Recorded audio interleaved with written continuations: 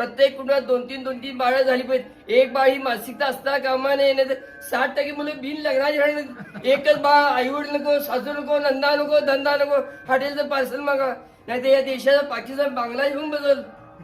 भक्ती रामाची पाहिलं म्हणून नाशिक 25 साधुनाथ दुष्टांत त्यांनी हे मंदिर बांधलंय. हे रामाचं शक्तीपीठ आहे. कलियुगामध्ये नामच भक्ती घडली पाहिजे.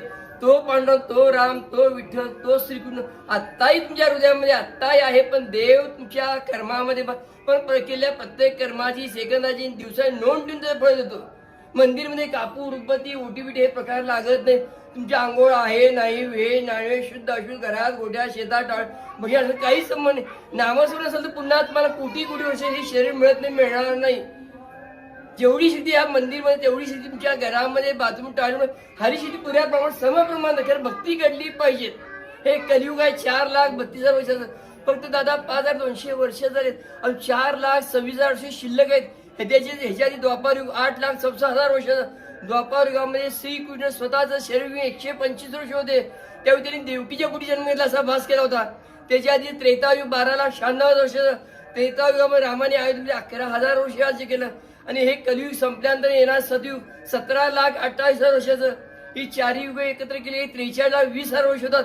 अशी गुणिले 1,000 मिळाली. त्यावेळी ब्रह्मदेवाचा एक दिवस आणि असा आयुष्य ब्रह्मदेवाचा एक दिवस 4,29,40,80,000 एक दिवस. कलियुगामध्ये भक्ती नामस्मरण घडलं पाहिजे. प्रत्येक कुटुंबात 2-3 बाळं झाली पाहिजेत. एक बाळ ही मानसिकता असता कामा नये. नाही तर 60% मुलं बिन लग्नाची राहणार. एकच बाळ, आईवडील नको, सासू नको, नंदा नको, धंदा नको, हॉटेलचं पार्सल मागा. नाही तर या देशाचा पाकिस्तान बांगलादेश होऊन बदल. भक्ती महत्वाची. तो पांडव, तो राम, तो विठ्ठल आत्ताही तुमच्या हृदयामध्ये. पण देव तुमच्या कर्मामध्ये पण केलेल्या प्रत्येक कर्माची सेकंद नोंद ठेवून दाखवतो.